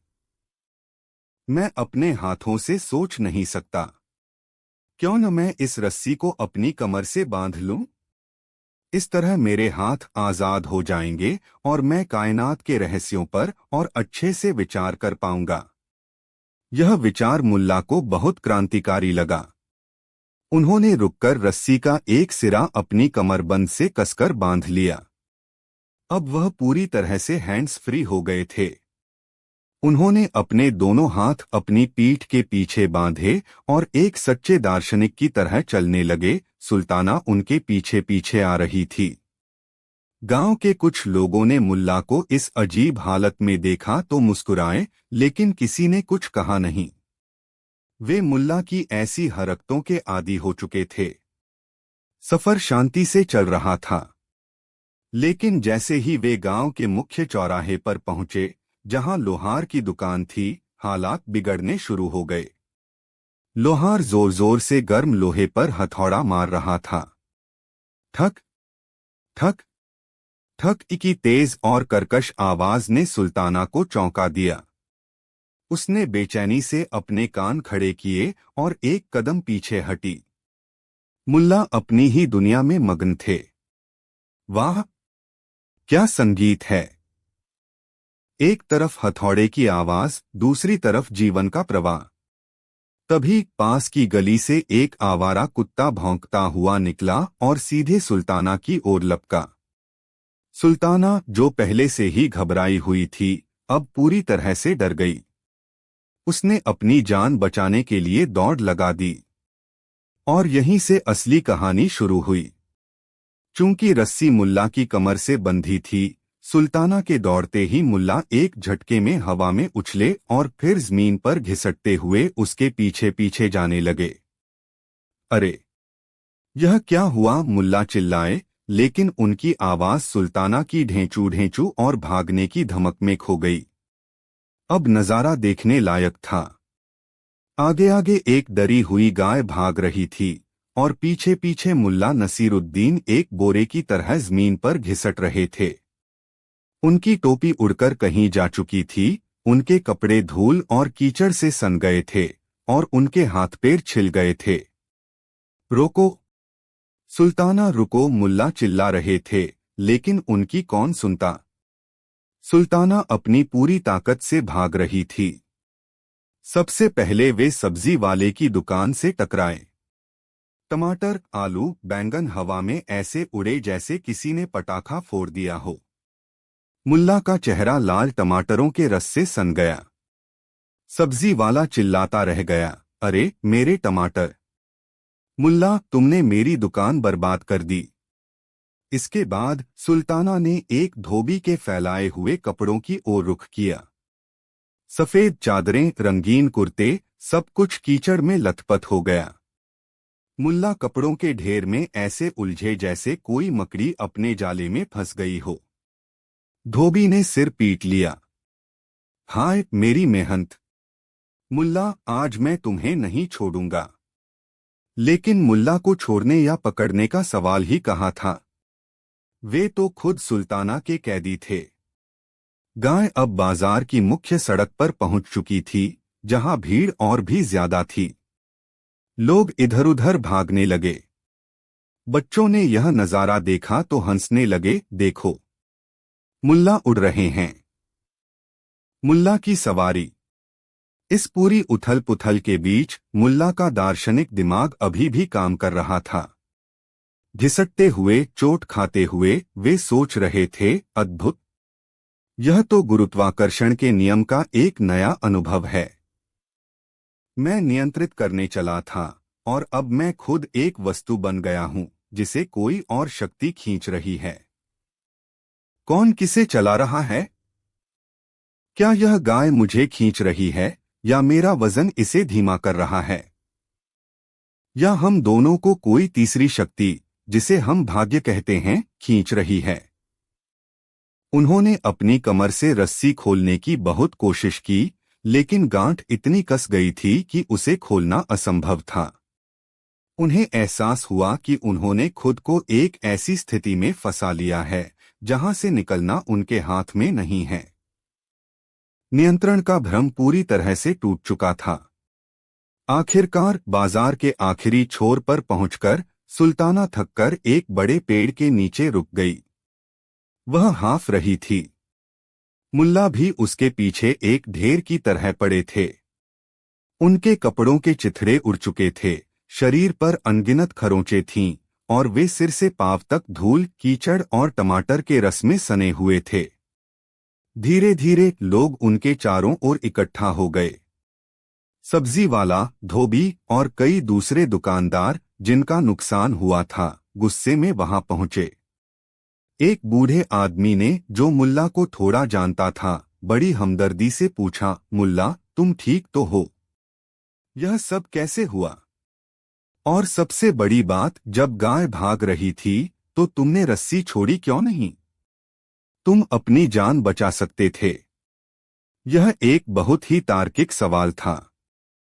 हर कोई यही सोच रहा था। मुल्ला ने धीरे धीरे उठने की कोशिश की। उन्होंने अपने शरीर से धूल झाड़ी, गहरी सांस ली और फिर उस बूढ़े आदमी और पूरी भीड़ की ओर देखा। उनके चेहरे पर दर्द था, लेकिन आंखों में एक अजीब सी चमक थी, जैसे उन्हें कोई महान ज्ञान प्राप्त हुआ हो। उन्होंने शांति से जवाब दिया, मेरे दोस्त, तुम पूछते हो कि मैंने रस्सी क्यों नहीं छोड़ी। उन्होंने एक पल का विराम लिया और फिर कहा, यह सवाल तुम्हें मुझसे नहीं, इस गाय से पूछना चाहिए, क्योंकि पिछले आधे घंटे से हमारे बीच एक बहुत ही गंभीर बहस चल रही थी कि कौन किसे चला रहा है। मैं सोच रहा था कि मैं इसे बाजार ले जा रहा हूं, और यह सोच रही थी कि यह मुझे सैर करा रही है। सच कहूं तो एक बिंदु के बाद मैं खुद ही भूल गया कि रस्सी मेरे हाथ में है या मेरे गले में। नियंत्रण तो बस एक भ्रम था। तुम मुझसे पूछ रहे हो कि मैंने रस्सी क्यों नहीं छोड़ी। अरे भाई, सवाल तो यह है कि इस गाय ने रस्सी क्यों नहीं छोड़ी। मुल्ला का यह जवाब सुनकर भीड़ में सन्नाटा छा गया। जो लोग गुस्से में थे, वे भी एक पल के लिए चुप हो गए। उनका जवाब इतना अप्रत्याशित और इतना गहरा था कि किसी को कुछ समझ नहीं आया कि क्या कहे। लोग एक दूसरे का मुंह देखने लगे। क्या यह आदमी पागल हो गया है, या यह कोई बहुत गहरी बात कह रहा है? तभी करीम शेख वहां पहुंचा। वह हाकिम से मिलकर लौट रहा था और रास्ते में उसने अपनी गाय और मुल्ला के कारनामों की कहानियां सुन ली थीं। वह गुस्से से आग बबूला था। नसीरुद्दीन, वह चिल्लाया, यह तुमने क्या किया? मेरी सुल्ताना को देखो, वह कितनी डरी हुई है। और तुमने पूरे बाजार में मेरा तमाशा बना दिया। मैंने तुमसे कहा था कि रस्सी कसकर पकड़ना, और तुमने क्या किया? मुल्ला ने बड़ी शांति से करीम की ओर देखा। करीम भाई, मैंने तुम्हारी बात मानी थी। मैंने रस्सी को इतना कसकर पकड़ा कि वह अब मेरी कमर का हिस्सा बन गई है। लेकिन तुमने मुझे यह नहीं बताया था कि जब गाय भागने का फैसला कर ले तो मुझे क्या करना है। तुमने मुझे गाय को नियंत्रित करने के लिए कहा था, लेकिन तुमने यह नहीं सोचा कि कभी कभी गाय भी हमें नियंत्रित कर सकती है।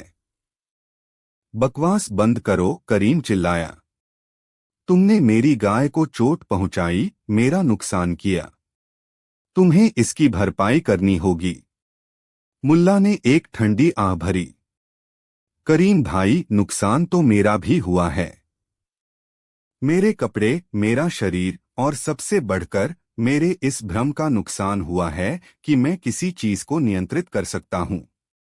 जहां तक भरपाई की बात है, तो पहले यह तय कर लो कि भरपाई किसे करनी चाहिए, मुझे या तुम्हारी गाय को, क्योंकि चलाने वाली तो वही थी। मैं तो बस एक यात्री था जो बिना टिकट के एक तूफानी सफर पर निकल गया था। मुल्ला की इस बात पर भीड़ में कुछ लोग हंस पड़े। गुस्सा धीरे धीरे मनोरंजन में बदल रहा था। लोगों को अब समझ आ रहा था कि मुल्ला ने जानबूझकर कुछ नहीं किया। वे तो खुद ही इस अजीब स्थिति के शिकार हो गए थे। उस दिन के बाद यह कहानी पूरे गांव में फैल गई। जब भी कोई किसी को नियंत्रित करने की कोशिश करता या अपने अभिमान में चूर होता, तो लोग मजाक में कहते, जरा संभल कर, कहीं ऐसा न हो कि पता ही न चले कि कौन किसे चला रहा है, तुम उसे या वह तुम्हें। मुल्ला नसीरुद्दीन ने उस दिन सिर्फ एक गाय को बाजार तक नहीं पहुंचाया था। उन्होंने एक बहुत बड़ा सबक दिया था। उन्होंने दिखाया था कि नियंत्रण एक भ्रम है। हम सोचते हैं कि हम अपने जीवन, अपनी संपत्ति, अपनी भावनाओं को नियंत्रित करते हैं, लेकिन अक्सर हमारी यही चीजें हमें नियंत्रित करने लगती हैं। हमारा धन हमें लालची बनाता है, हमारा पद हमें अभिमानी बनाता है और हमारी इच्छाएं हमें अपनी उंगलियों पर नचाती हैं। हम सब एक अदृश्य रस्सी से बंधे हैं और हम सब मुल्ला की तरह घिसट रहे हैं, यह सोचते हुए कि हम चल रहे हैं। कहानी 5। बुखारा शहर अपनी शानो शौकत, अपने व्यस्त बाजारों और अपने ज्ञानी विद्वानों के लिए मशहूर था। यहाँ के मदरसों में दूर दूर से छात्र ज्ञान की तलाश में आते थे और यहाँ के व्यापारी सोने चांदी में बातें करते थे। शहर के हर कोने में तर्क, दर्शन और कविता की महफिलें सजती थीं। हर कोई खुद को दूसरे से ज्यादा बुद्धिमान और ज्ञानी समझता था। इस शहर में जहाँ ज्ञान का एक बाजार लगा हुआ था, वहाँ रहते थे मुल्ला नसीरुद्दीन, एक ऐसे व्यक्ति जो ज्ञान को बेचते नहीं बल्कि उसे जीते थे। मुल्ला नसीरुद्दीन अपने गधे पर सवार होकर अपनी पुरानी धूल भरी पोशाक में बुखारा की गलियों में घूमते रहते थे।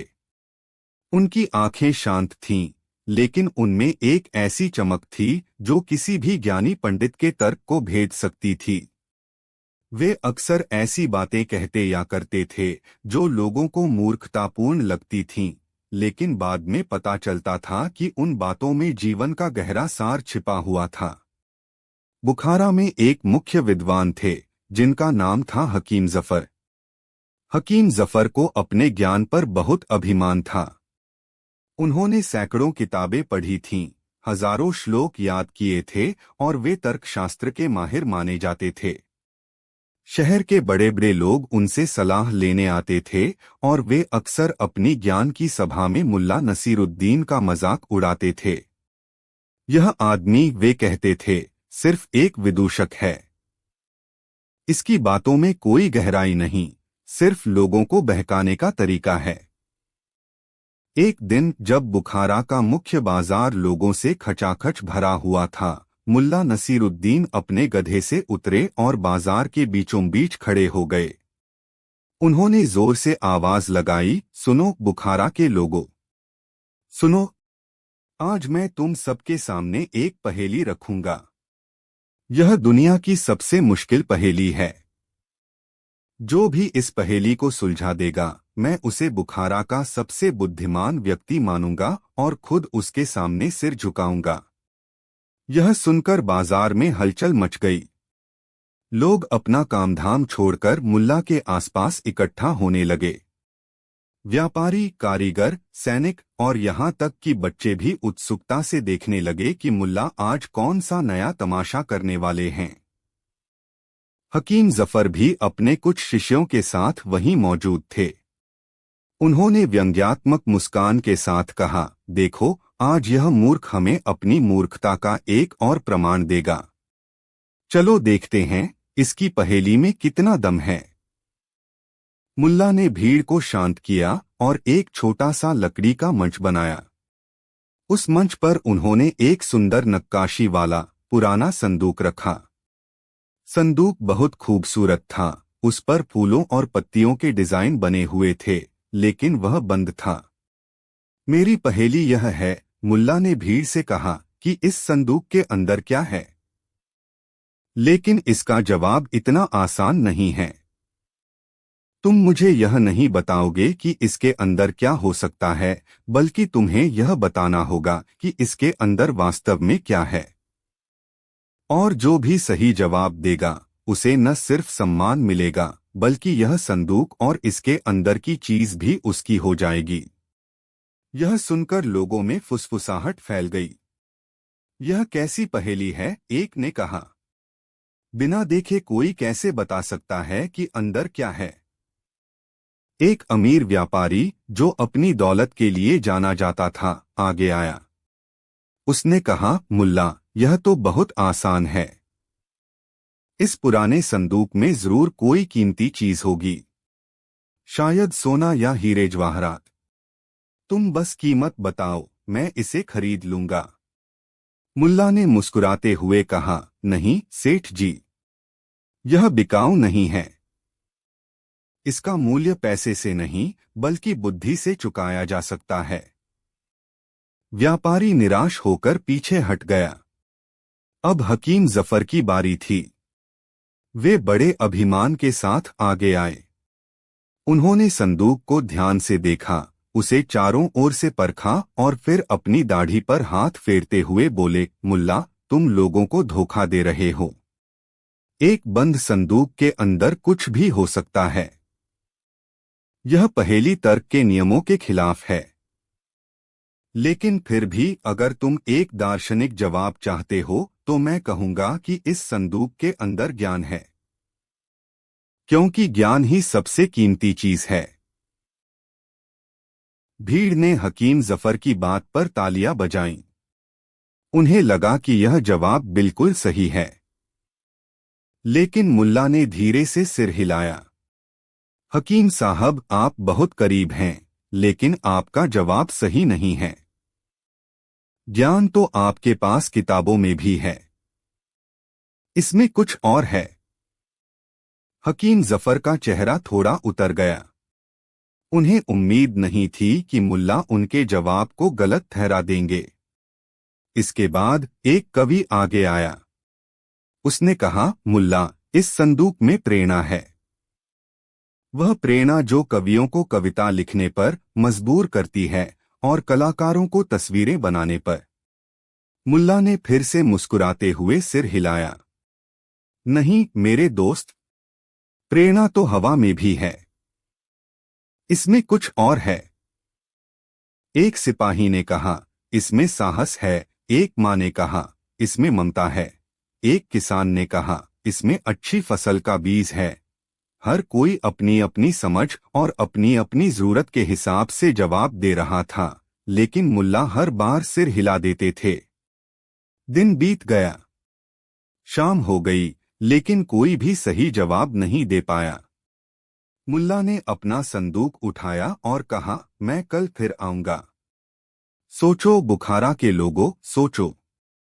अगले दिन भी यही हुआ। पूरा शहर इस पहेली में उलझ गया। हर घर में, हर दुकान में, हर गली में बस इसी की चर्चा थी। मुल्ला के संदूक में क्या है, यह एक राष्ट्रीय प्रश्न बन गया था।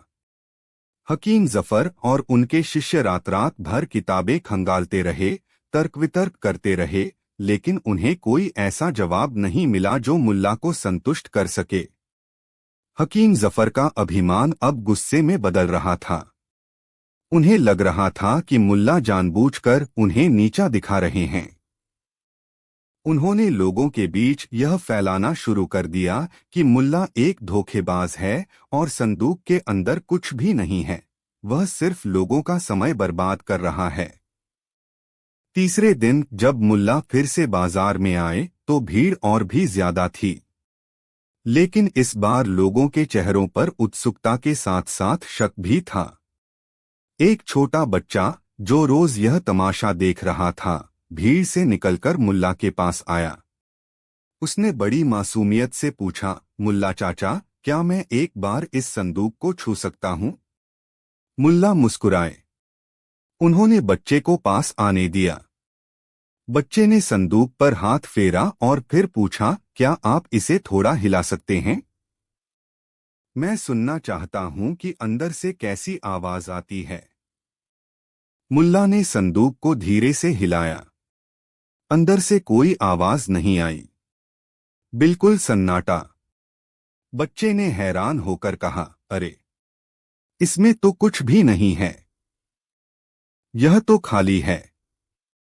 यह सुनकर भीड़ में हंसी का फव्वारा छूट पड़ा। हकीम जफर जोर जोर से हंसने लगे।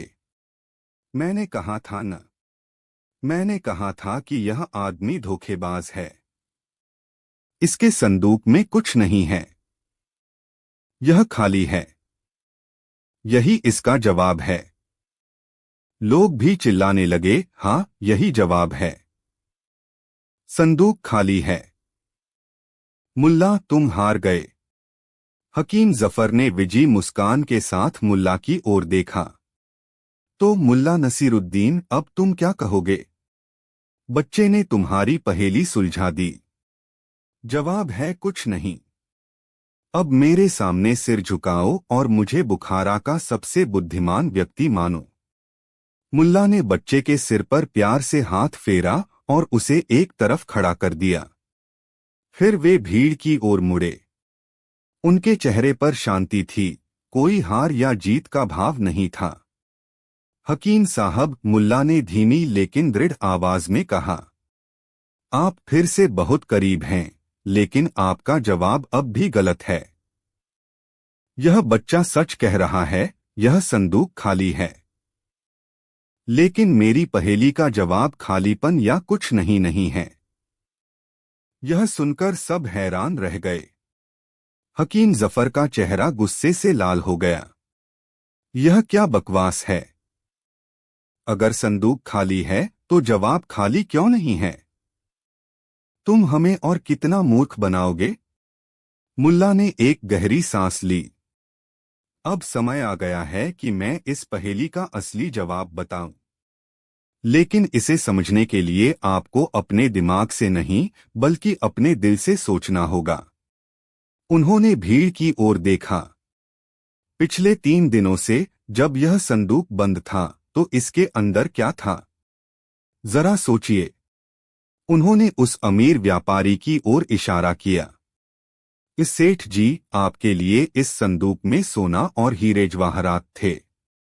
आपकी सारी उम्मीदें इससे जुड़ी थीं। फिर उन्होंने कवि की ओर देखा। मेरे कवि मित्र, आपके लिए इसमें प्रेरणा का अनंत सागर था, जिससे आप सैकड़ों कविताएं लिख सकते थे। उन्होंने सिपाही की ओर इशारा किया। और आपके लिए बहादुर सिपाही, इसमें अदम्य साहस था। मुल्ला ने एक एक करके कई लोगों की ओर इशारा किया। आप में से हर किसी के लिए इस संदूक में वह चीज थी जिसे आप अपनी जिंदगी में सबसे ज्यादा चाहते थे। किसी के लिए ज्ञान, किसी के लिए प्यार, किसी के लिए शांति और किसी के लिए शक्ति। जब तक यह संदूक बंद था, इसमें अनगिनत संभावनाएं थीं। इसमें हर किसी का सपना था, हर किसी की इच्छा थी। उन्होंने एक पल के लिए रुके ताकि उनकी बात लोगों के दिलों में उतर जाए। यह संदूक खाली था, यह सच है। लेकिन जब तक यह बंद था, यह खाली नहीं था। यह उम्मीद से भरा हुआ था। यह संभावना से भरा हुआ था। यह उस विश्वास से भरा हुआ था कि इसके अंदर कुछ अद्भुत, कुछ जादुई हो सकता है। और यही वह चीज है जिसे इंसान सबसे ज्यादा चाहता है, उम्मीद। मुल्ला ने अपनी आवाज थोड़ी ऊंची की। मेरी पहेली का जवाब कुछ नहीं है, हकीम साहब। मेरी पहेली का जवाब है उम्मीद, संभावना, विश्वास। मैं यहाँ कोई चीज नहीं बेच रहा था और न ही मैं कोई पहेली पूछ रहा था। मैं तो आप सबको यह दिखा रहा था कि इंसान की सबसे बड़ी दौलत क्या है। यह सोना चांदी, ज्ञान या शक्ति नहीं है। यह उम्मीद है। उम्मीद ही हमें जीवित रखती है। उम्मीद ही हमें सपने देखने की ताकत देती है। जब तक यह संदूक बंद था, आप सब उम्मीद कर रहे थे। आप सब सपने देख रहे थे। लेकिन जैसे ही बच्चे ने कहा कि यह खाली है और आपने मान लिया, आपकी उम्मीद मर गई। आपकी सारी संभावनाएं खत्म हो गईं। उन्होंने हकीम जफर की ओर देखा। हकीम साहब, आपने अपनी किताबों से सीखा कि जो चीज दिखती नहीं, वह होती नहीं। आपने तर्क से सोचा और कहा कि यह खाली है। लेकिन आपने उस अदृश्य शक्ति को नहीं पहचाना जो इस खालीपन को भी भर रही थी। आपने उम्मीद को नहीं देखा। मुल्ला की बात सुनकर पूरे बाजार में सन्नाटा छा गया। हर व्यक्ति अपने अंदर झांकने लगा। उन्हें एहसास हुआ कि मुल्ला ने सिर्फ एक पहेली नहीं पूछी थी, बल्कि उन्होंने जीवन का एक बहुत बड़ा रहस्य उजागर कर दिया था। उन्होंने दिखाया था कि चीजों का मूल्य उनके होने में नहीं बल्कि उनके होने की संभावना में होता है। हकीम जफर सिर झुकाए खड़े थे। उनका सारा अभिमान चूर चूर हो गया था। उन्हें आज एहसास हुआ कि किताबों का ज्ञान और जीवन का ज्ञान दो अलग अलग चीजें हैं। उन्होंने तर्क से एक खाली संदूक देखा, लेकिन मुल्ला ने उसी खाली संदूक में पूरी दुनिया की उम्मीदें देख ली थीं। उन्होंने धीरे से सिर उठाया और मुल्ला के सामने हाथ जोड़ दिए। मुल्ला नसीरुद्दीन, तुम सही थे, मैं गलत था। आज तुमने मुझे वह सबक सिखाया है जो मुझे मेरी कोई किताब नहीं सिखा सकी। बुखारा के सबसे बुद्धिमान व्यक्ति तुम ही हो। मैं तुम्हारे सामने सिर झुकाता हूं। हकीम जफर सचमुच मुल्ला के सामने झुक गए। भीड़ ने यह देखा तो तालियों की गड़गड़ाहट से आसमान गूंज उठा। लेकिन यह तालियां किसी जीत या हार के लिए नहीं थीं, बल्कि उस गहरे सत्य के सम्मान में थीं जो आज सबको सीखने को मिला था। मुल्ला नसीरुद्दीन ने हकीम जफर को उठाया और गले लगा लिया। हकीम साहब, उन्होंने कहा, बुद्धिमान कोई एक व्यक्ति नहीं होता। बुद्धिमानी तो उस पल में होती है जब हम कुछ नया सीखते हैं। आज हम सबने कुछ सीखा है। उस दिन के बाद बुखारा शहर वैसा नहीं रहा। लोग अब चीजों को सिर्फ उनकी बाहरी कीमत से नहीं बल्कि उनके अंदर छिपी संभावनाओं से भी आंकने लगे। और हकीम जफर ने अपनी ज्ञान की सभाओं में तर्कशास्त्र के साथ साथ उम्मीद और विश्वास की बातें भी करना शुरू कर दिया। मुल्ला की सबसे मुश्किल पहेली का जवाब कोई एक शब्द नहीं था। उसका जवाब एक एहसास था, एक अनुभव था। और यह कहानी आज भी हमें याद दिलाती है कि जब तक हमारे पास उम्मीद है, हमारा जीवन कभी खाली नहीं हो सकता, भले ही हमारे संदूक खाली क्यों न हो। कहानी 6। बुखारा शहर का जीवन अपनी सामान्य गति से चल रहा था।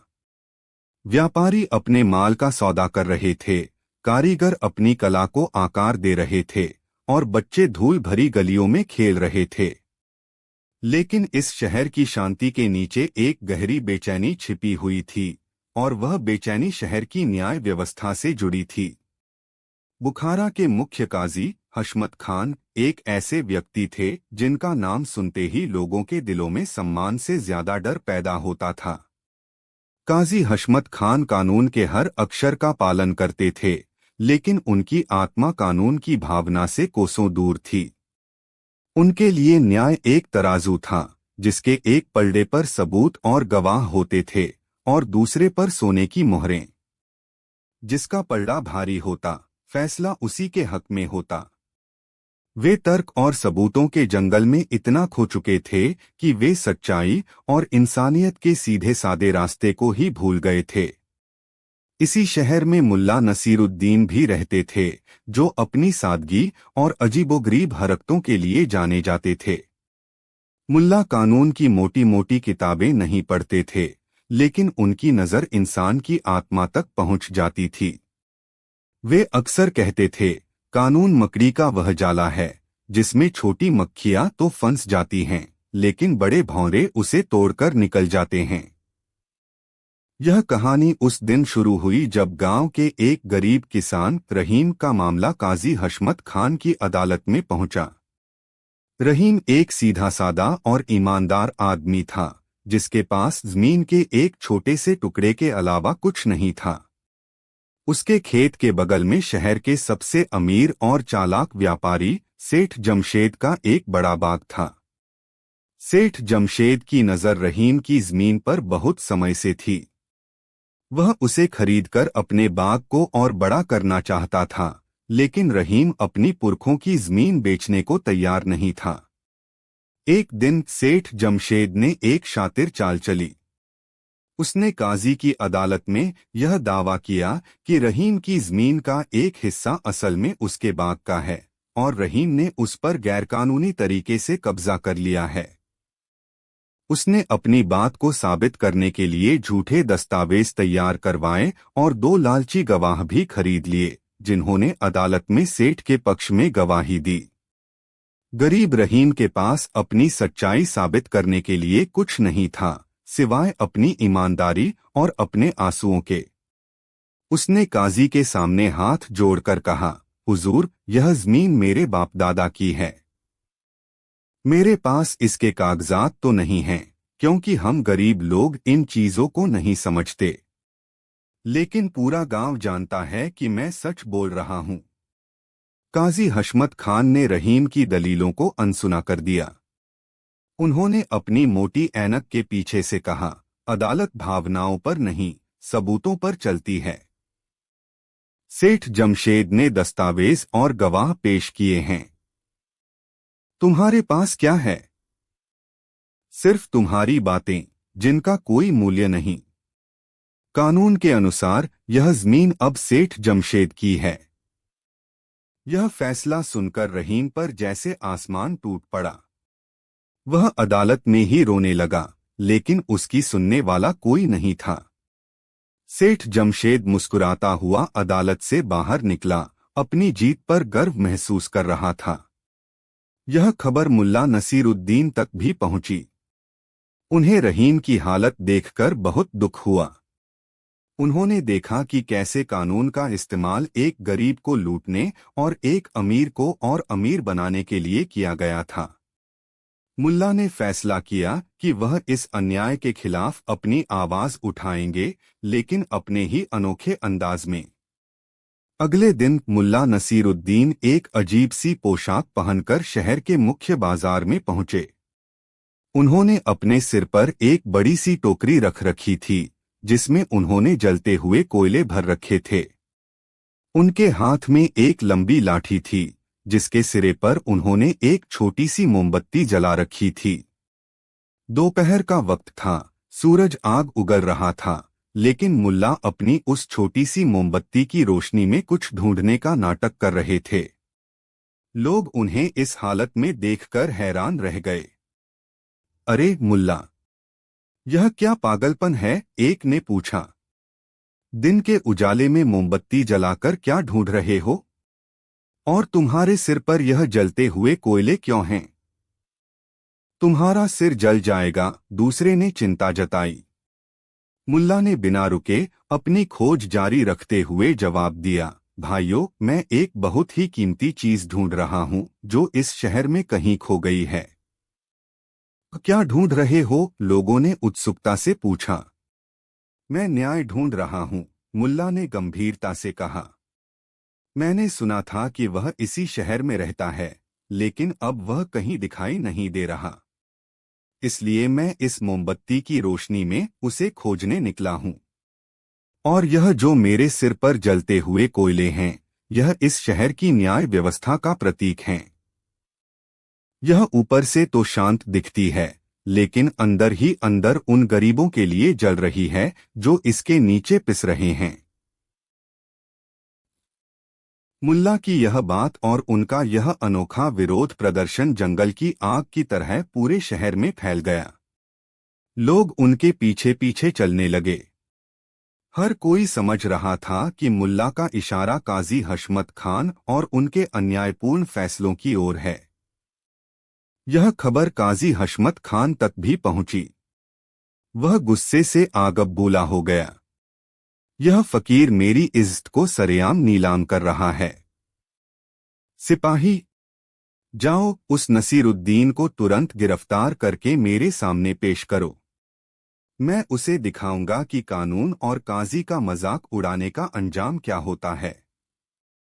सिपाही गए और मुल्ला को गिरफ्तार करके काजी की अदालत में ले आए। मुल्ला अब भी उसी पोशाक में थे, सिर पर जलते कोयलों की टोकरी और हाथ में मोमबत्ती। काजी ने अपनी भारी आवाज में गरजा, नसीरुद्दीन, यह क्या नाटक है? तुम दिनदहाड़े मोमबत्ती जलाकर क्या साबित करना चाहते हो? और यह तुम्हारे सिर पर क्या है? क्या तुम पागल हो गए हो? मुल्ला ने बड़ी शांति से अपनी टोकरी सिर से उतारी और जमीन पर रख दी। उन्होंने अपनी मोमबत्ती बुझाई और काजी की आंखों में सीधे देखते हुए कहा, काजी साहब, मैं पागल नहीं हूं। मैं तो बस आपकी मदद कर रहा था। मुझे लगा कि आपके दरबार में इतना अंधेरा है कि शायद आपको सच्चाई देखने के लिए थोड़ी रोशनी की जरूरत पड़े, इसलिए मैं यह मोमबत्ती लेकर आया था। अदालत में मौजूद सभी लोग मुल्ला का यह साहसी जवाब सुनकर सन्न रह गए। काजी का चेहरा गुस्से से लाल हो गया। और यह जलते हुए कोयले, इसका क्या मतलब है? मुल्ला ने कहा, यह तो एक सवाल है काजी साहब। एक सवाल जो मैं आपसे और आपकी इस न्याय व्यवस्था से पूछना चाहता हूं। क्या मैं पूछ सकता हूं? काजी ने अपनी प्रतिष्ठा बचाने के लिए कहा, पूछो। मैं तुम्हारे हर सवाल का जवाब दूंगा और फिर तुम्हें सजा भी दूंगा।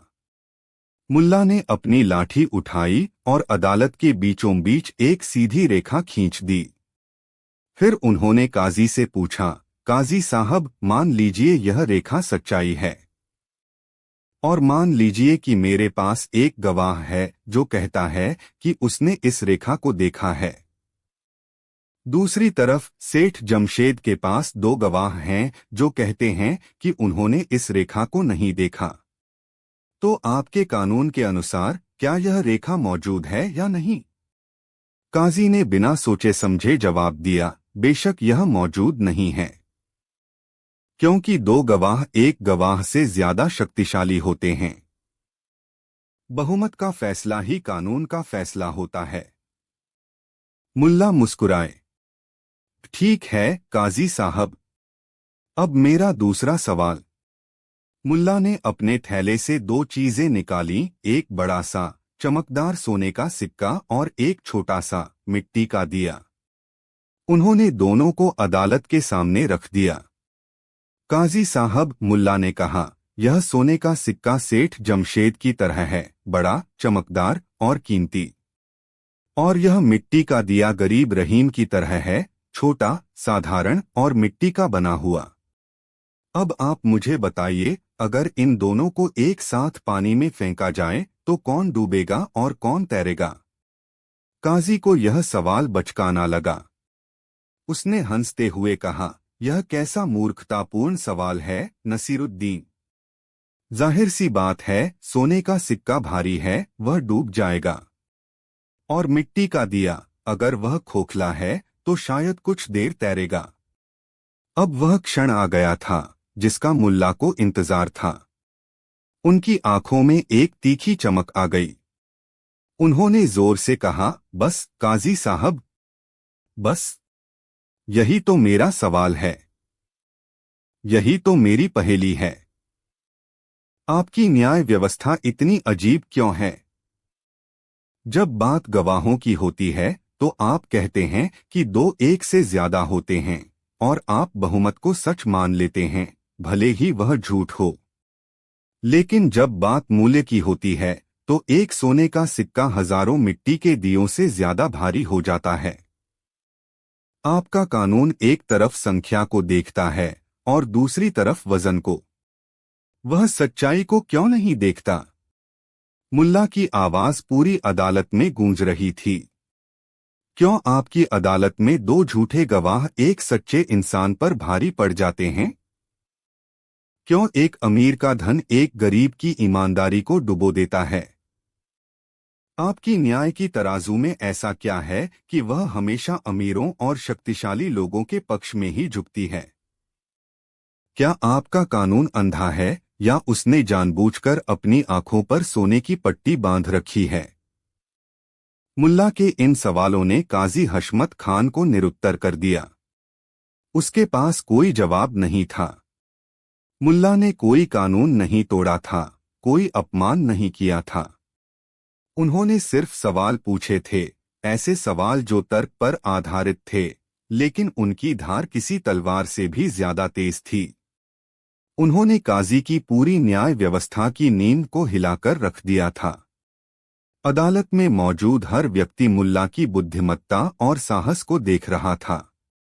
उन्हें समझ आ गया था कि मुल्ला का पागलपन सिर्फ एक दिखावा था। असल में वह इस शहर के सबसे समझदार और साहसी व्यक्ति थे। काजी हशमत खान शर्मिंदगी और गुस्से से कांप रहा था। उसे अपनी गलती का एहसास हो रहा था, लेकिन उसका अहंकार उसे मानने नहीं दे रहा था। वह मुल्ला को सजा देना चाहता था, लेकिन अब उसके पास कोई आधार नहीं था। अगर वह मुल्ला को सजा देता तो यह साबित हो जाता कि मुल्ला के सवाल सही थे। कुछ देर की खामोशी के बाद काजी ने अपनी हार मानते हुए कहा, ठीक है नसीरुद्दीन, आज की कार्यवाही यहीं खत्म होती है, तुम जा सकते हो। मुल्ला ने झुककर सलाम किया और अपनी टोकरी और मोमबत्ती उठाकर शांति से अदालत से बाहर चले गए। लेकिन वह अपने पीछे एक तूफान छोड़ गए थे। उस दिन के बाद काजी हशमत खान के फैसलों पर सवाल उठने लगे। लोगों में इतनी हिम्मत आ गई कि वे अन्याय के खिलाफ बोलने लगे। सेठ जमशेद को भी अपनी गलती का एहसास हुआ और उसने डर के मारे रहीम की जमीन उसे वापस कर दी। मुल्ला ने कोई लड़ाई नहीं लड़ी, कोई क्रांति नहीं की। उन्होंने बस कुछ सरल लेकिन गहरे सवाल पूछे। उन्होंने साबित कर दिया कि एक अकेला सच्चा सवाल हजारों झूठी दलीलों और अन्यायपूर्ण कानूनों से ज्यादा शक्तिशाली हो सकता है। और उनकी यह कहानी आज भी हमें याद दिलाती है कि न्याय व्यवस्था को हमेशा अपनी आत्मा को टटोलते रहना चाहिए, ताकि वह कानून के अक्षरों में न उलझकर इंसानियत के रास्ते पर चलती रहे।